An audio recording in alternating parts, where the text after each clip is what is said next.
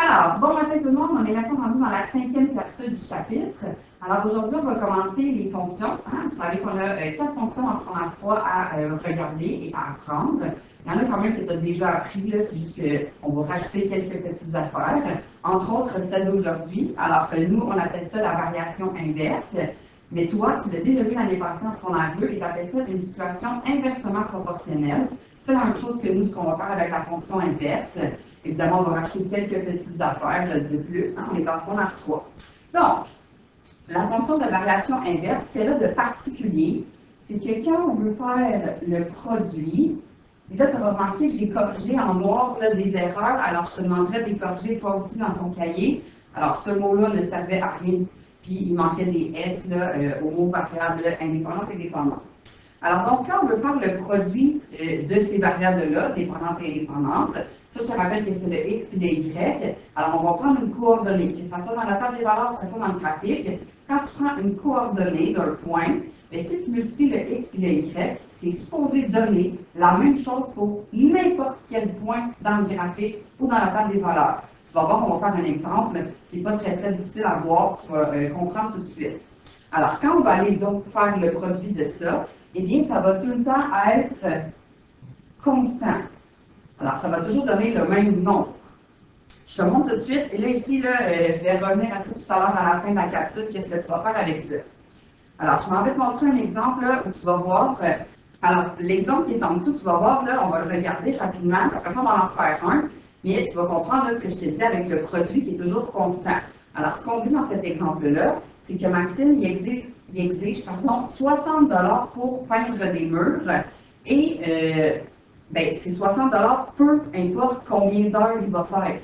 Alors, ce qu'on va aller regarder, ben, son salaire par heure, pour après ça aller voir là, la fonction inverse que ça va donner. Ce que tu vas voir, c'est qu'ici, ben, s'il travaille seulement 1 heure, s'il réussit à faire tout le travail en 1 heure, ben, ça lui donne 60 $ pour son heure de travail. Mais si ça lui prend 2 heures pour faire le travail, bien à ce moment-là, il reçoit encore 60 $ en tout, mais il va recevoir 30 $ pour chaque heure pour faire le 60 en tout. Même chose s'il fait son travail en 3 heures, bien, ça lui donne 20 $ chaque heure pour faire le total de 60. Et là, tu as remarqué que si on fait le produit, c'est toujours le même résultat. Alors, si on fait 1 fois 60, bien, ça fait 60. Si on fait 2 fois 30, ça fait 60. Si on fait 3 fois 20, ça fait 60, etc., etc. Donc, ça, c'est la fonction inverse. Quand je multiplie les variables dépendantes et indépendantes, il faut que ça me donne le même résultat. Si ça ne me donne pas le même résultat, bien, ce qu'il faudra que tu comprennes, c'est que c'est une autre fonction. Ça peut être une autre fonction qu'on va voir, comme ça se peut que ça soit une autre fonction que tu ne verras pas en secondaire 3, que tu peux voir en secondaire 4, ou en secondaire 5, ou jamais. Ça dépend. Alors donc, il faut absolument que ça soit constant pour que ça soit une fonction inverse. Dans un graphique, bien, tu remarqueras que la fonction inverse, c'est la seule pour nous en secondaire 3 qui va faire une courbe. Parce qu'il existe d'autres fonctions qui font des courbes. Mais pour nous, en secondaire 3, ce sera la seule qui va faire une courbe. Et tu remarqueras que la courbe, elle est décroissante. Donc, il faut tout le temps que ça descende. Et l'autre chose que tu vas remarquer, et peut-être que ça va être plus facile pour toi là, à comprendre avec un exemple, mais cette courbe-là, elle flotte. C'est-à-dire qu'elle ne touche pas aux axes. Ni ici, et là on ne la voit pas très bien dans votre cahier, ni à l'axe des X et ni à l'axe des Y. Elle ne touche jamais aux axes. Et tu vas voir que c'est un peu logique. Ici, est-ce que ça serait possible que Maxime fasse son travail en 0 heure? C'est impossible, hein? Sinon le travail ne se fera pas. Alors, puisque je ne peux pas faire le travail en 0 heure, bien, c'est parce que je ne peux pas toucher à l'axe des X. Puis même chose, est-ce que Maxime, à un moment donné, pourrait recevoir un salaire horaire, donc pour 1 heure, est-ce qu'il pourrait recevoir 0 $? Mais non, hein, il est payé 60 $. Donc, ça ne peut pas être 0 $ pour 1 heure. Alors, c'est pour ça que les deux zéros, que ce soit pour le nombre d'heures ou que ce soit pour le salaire horaire, ça ne fonctionne pas. C'est pour ça que les axes, on n'y touche pas. Des fois, on est vraiment, vraiment, vraiment près. On a quasiment l'impression que ça y touche, mais non, ça n'y touchera jamais. Maintenant, si on parle de la règle de la fonction inverse, alors, il y aura deux façons d'écrire, ça revient au même. Alors, la première, ça sera en utilisant Y et X. Alors, Y, ça serait égal à K sur X, et le K, c'est la valeur du produit. Et alors ici, quand on est allé multiplier nos deux valeurs, ben, ça donnait tout le temps 60. Alors 60, c'est la valeur de K. Alors tu auras remarqué qu'ils ont mis 60 sur X. Puis la deuxième façon de l'écrire, c'est avec la méthode fonctionnelle. Alors f de x, la fonction de x. Ça aussi, c'est K sur X. Alors, ça va revenir évidemment à la même chose, 60 sur X, parce que le K vaut la même chose. C'est juste deux façons d'écrire la règle. On va aller faire un exemple. Peut-être que ça va être plus clair pour toi. Alors, ici, je lis le problème avec toi. Alors, on veut considérer la relation entre le temps nécessaire pour nettoyer les planchers de l'école et le nombre de concierges pour faire le travail. On dit, s'il y avait juste une seule personne, donc s'il y avait juste un concierge, pour nettoyer tous les planchers dans l'école, ça prendrait 600 minutes pour faire le travail. Probablement que c'est une plus petite école qu'ici, évidemment. Hein? Alors, on va aller compléter la table des valeurs avec ça. Alors, est-ce qu'ici, on pourrait commencer avec 0 concierge? Ben non, hein? S'il y a 0 concierge, bien évidemment, le travail ne se fera pas. Donc, c'est impossible. Je ne peux pas commencer avec 0. Alors, à ce moment-là, je vais commencer avec 1. Alors, s'il y a un concierge, combien de temps ça va prendre pour faire le travail? Bien, ça va prendre 5 minutes. S'ils sont 2 concierges, bien là, chacun des concierges, combien de temps est-ce qu'ils vont travailler? Ils vont travailler 300 minutes chacun pour faire le travail qui prend 600 minutes au total. S'ils sont 3 concierges, bien là, tu auras compris que ça va prendre 200 minutes pour chacun des concierges faire le travail. Et là, on peut continuer. Alors, s'ils sont 4, ça va prendre 150 minutes. S'ils sont 5, 120. S'ils sont 6, 100 minutes, etc., etc. On pourrait évidemment continuer. Là, la table de valeur est complétée. Là, tu as remarqué en dessous, pourquoi il y a des petites flèches? Pourquoi il y a un fois? Bien, c'est parce que tu dois aller vérifier que tu ne t'es pas trompé et que le produit est bel et bien constant. Alors, si le premier, si je fais 1 fois 600, bien, ça me donne bel et bien 600. Si je vais vérifier le deuxième, 2 fois 300, bien, encore une fois, ça donne encore 600. Et là, tu vérifies pour chacun et tu vas t'assurer que le produit de tes variables est constant. Parce que je te rappelle que c'est ça la caractéristique de cette fonction-là. Il faut que le produit soit constant. Alors, quand je les multiplie, bien, ça me donne tout le temps le même produit. Alors, je suis correcte. Je ne me suis pas trompée dans mes calculs. Évidemment, ici, si j'avais continué, si j'avais ici continué à 7, bien, là, c'est sûr que ça se peut que maintenant, on ait des nombres par virgule. Parce que 600 divisé en 7, c'est sûr que ça va donner un nombre par virgule. C'est pas plus grave que ça peut arriver. OK? Là, ça fonctionne en fait parce que c'est du temps. Mais des fois, il va falloir que tu réfléchisses. Hein? Si c'était un nombre de, je ne sais pas moi, de voitures, bien là, on ne pourrait pas mettre un nombre à virgule, il faudra arrondir. C'est tout ce que ça va changer dans ce moment-là. On s'en va faire maintenant le graphique de la fonction inverse.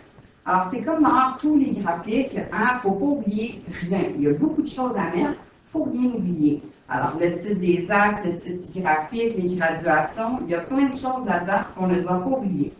Alors, je te rappelle que sur le graphique, ce qui est sur l'axe des abscisses, c'est la variable indépendante. Puis la variable indépendante dans la table des valeurs, c'est celle qui est en haut. Donc, ça, c'est x pour la variable indépendante, donc celle qui est sur l'axe des abscisses. Puis ça, c'est toujours y pour l'axe des ordonnées, donc l'axe qui est debout. Alors, on peut aller tout de suite les écrire. Alors, ici, ce sera le nombre de concierges. Et l'autre, ce sera le temps. Et n'oubliez pas de mettre les unités de mesure. Ici, le temps, il est en minutes. On peut aussi tout de suite, si on veut, mettre le titre du graphique, pour ne pas l'oublier. Je peux le mettre plus tard, maintenant, ça ne change rien. Quand la table des valeurs est déjà faite, bien, vérifie. S'il y a déjà un titre, bien, évidemment, réutilise le même titre.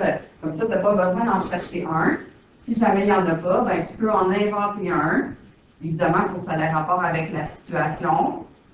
Alors, nous, c'est le nettoyage des planchers. Et là, ensuite, ben, on va aller faire les graduations pour le graphique.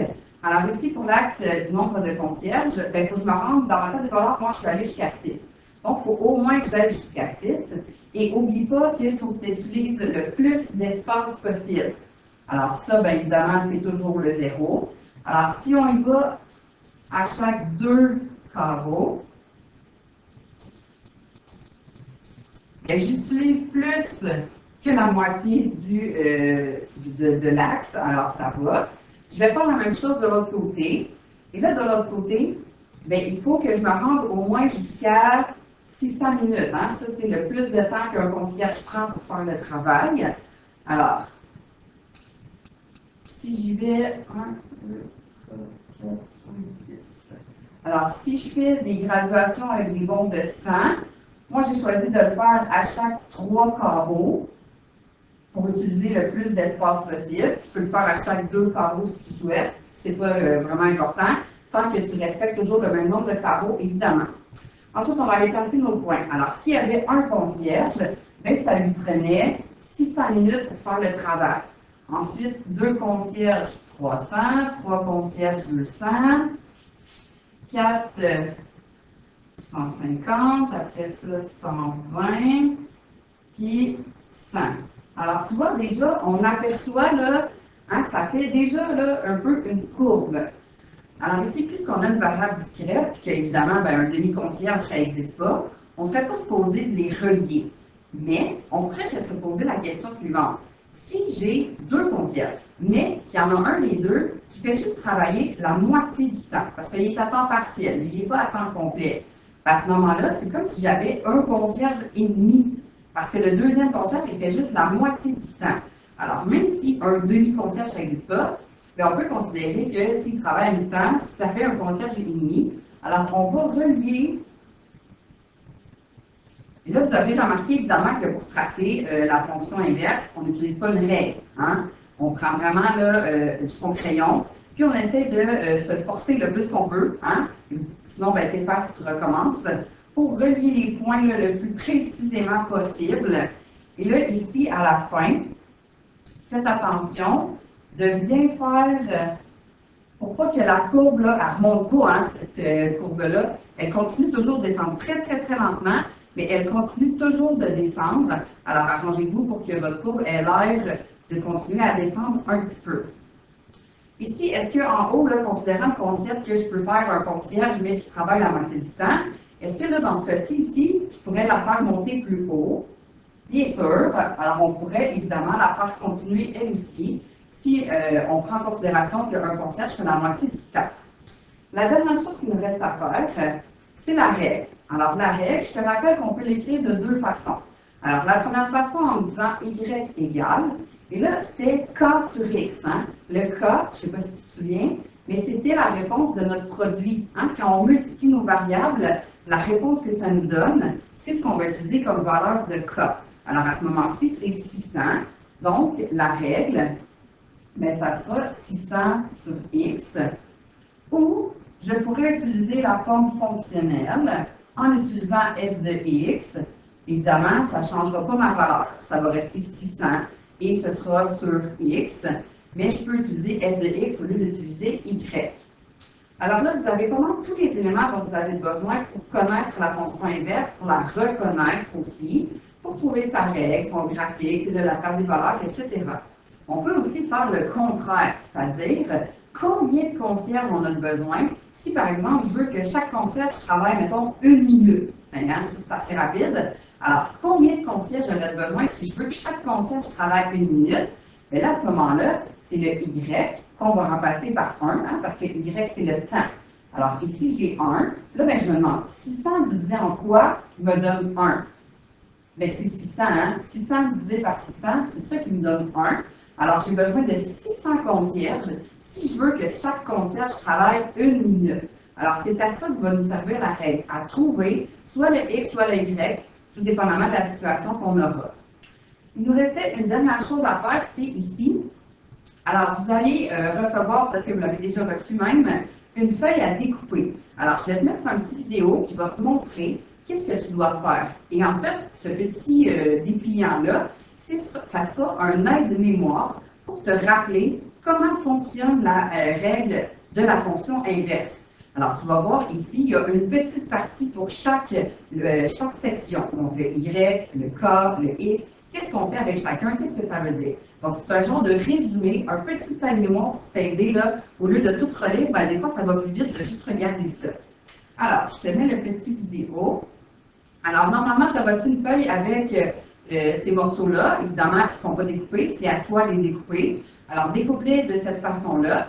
Puis après ça, ben, je vais faire cliquer sur la petite vidéo. Puis tu vas voir comment tu dois faire le montage de ça.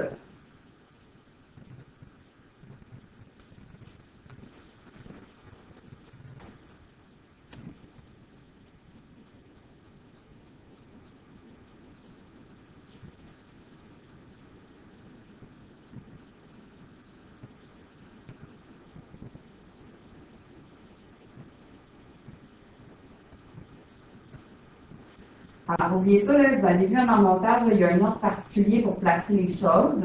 Alors, n'oubliez pas de les placer comme il faut. Puis après ça, là, vous avez tout simplement à brocher.